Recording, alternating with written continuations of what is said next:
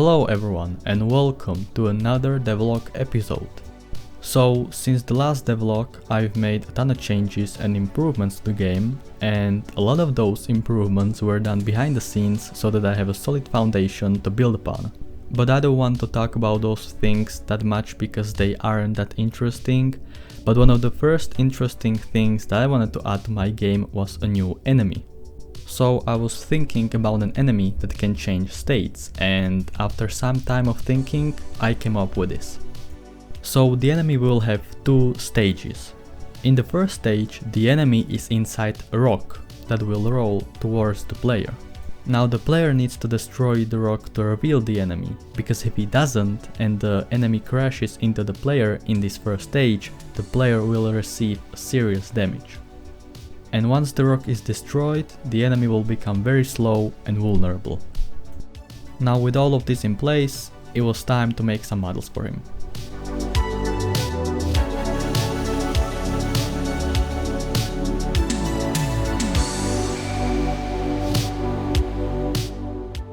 Then I also made him some animations.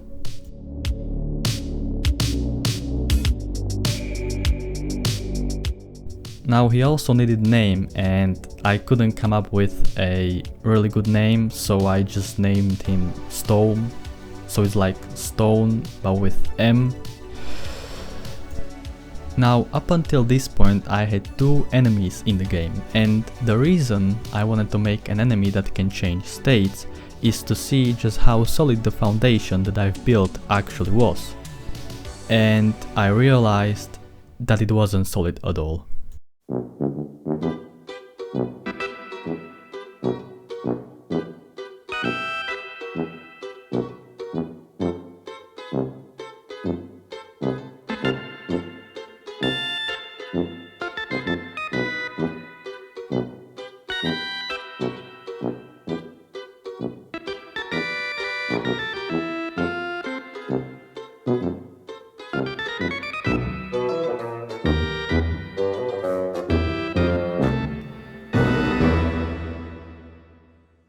Now to understand what was the problem, I have to explain to you how my AI system works.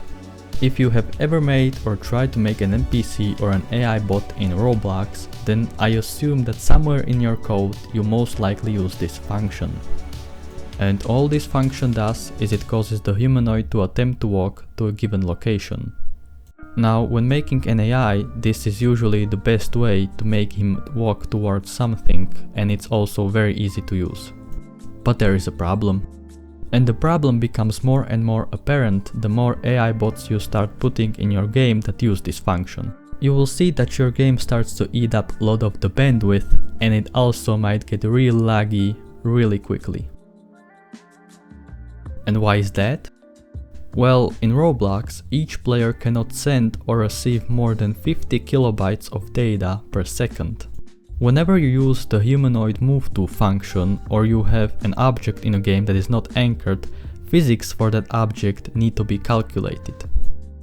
The calculation of the physics is usually done by the server and then sent over the network to all the players in the game so that they can all see the changes. But replicating physics can quickly eat up the whole bandwidth, resulting in a very laggy experience. And I wanted my game to be able to hold loads of enemies without lag, so I knew that physics needs to go out the window.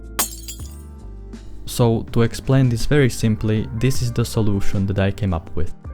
Instead of updating the enemy every frame, the enemy's movement is calculated in discrete timestamps, therefore the server doesn't have to do much work. And then the player will smoothly interpolate the enemy between those timestamps to look like he's actually moving. Now, in reality, this is much more complicated and there is a lot more that goes into it, but this is the basic core of it. Now, I also gave the player the ability to place landmines. If you've seen my last devlog video, then you know, to figure out how to check if an enemy has collided with an object in a game. My previous solution was to just raycast between the old and the new position and see if the raycast hit the collision box of the landmine, and if it did, then But when I was testing this on the new enemy, I saw that sometimes the landmine wouldn't get activated even though he passed right through it. And then I realized that I'm dumb, because I wasn't taking into account the width. You see, casting a ray is like casting an invisible line that has no width, but everything in a 3D world has width. Fortunately, I didn't spend like 5 hours trying to come up with a solution, because I knew Unity has a function called sphere cast, which is similar to a raycast but for thick objects. Unfortunately, Roblox doesn't have such a function. So there is really only one option left: make my own spherecast function. I don't really know how the spherecast function works in Unity, but my implementation is fairly simple. Basically, I always know the starting position and the ending position of the ray and the radius that I want to check, so the only thing I really need to figure out is how many spheres of that radius can fit along this ray. And I call this samples. Then I iterate through those samples and calculate a position of each sample like this.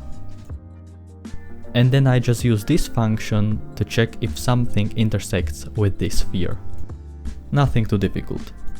And with this new function, each enemy was then able to pretty accurately detect a collision with a landmine.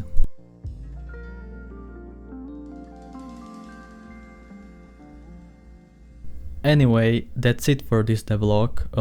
In the next devlog I will focus more on the actual gameplay of the game and how all of those things will fit together. But yeah, so stay tuned and I hope you have a great day.